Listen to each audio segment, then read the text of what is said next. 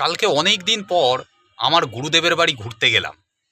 তো গুরুদেবের জন্য আলুটা, পটলটা, মূলোটা, মিষ্টান্ন, শাকসবজি সব নিয়ে গেলাম। তারপর গুরুদেবের হাতে সেগুলো সব দিয়ে দিলাম। তারপর গুরুদেবকে গুরুদেবের পায়ে হাত দিয়ে প্রণাম করে গুরুদেবের থেকে আশীর্বাদ নিলাম। তারপর গুরুদেবকে বললাম যে, গুরুদেব, আমার মনের মধ্যে গত কয়েকদিন ধরে একটা প্রশ্ন আকুল বিকুল করছে, প্রশ্নের উত্তর জানার জন্য। আপনি যদি কৃপা করে যদি আমাকে যদি প্রশ্নের উত্তরটা যদি বলেন, তাহলে খুব উপকৃত হই আর কি। তো গুরুদেব আমাকে বললেন, বলো বৎস, তোমার কী প্রশ্ন জানার আছে? তা আমি গুরুদেবকে তখন বললাম, গুরুদেব, আচ্ছা মনে করুন যে আমি কোনো মেয়েকে নিয়ে দীঘা ঘুরতে গেছি।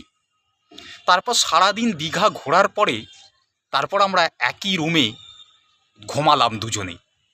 তো বিয়ের আগে এইসব করা কি পাপ? গুরুদেব তখন আমাকে বলল, বৎস, একটা রুমে একটা মেয়ের সাথে ঘুমানোতে কোনো পাপ নেই, কিন্তু তুমি যা পাবলিক, তুমি ঘুমানোর পাবলিক নও। ঘুমানোর পাবলিক আমরা দেখলেই বুঝতে পারি। তো অতএব এইসব প্রশ্ন করে কোনো লাভ নেই। তোমার জন্য বিয়ের আগে এইসব করা মহা পাপ। সঠিক বলেছেন, আপনার বুদ্ধি ভালো। সব শেষে গুরুদেব আমাকে বলল, এইসব চিন্তা ভাবনা ছেড়ে দিয়ে সৎ কাজে মন দাও। এইসব ফালতু ভাবনা চিন্তা করো না, কাজে মন দাও, জীবনে উন্নতি করতে পারবে।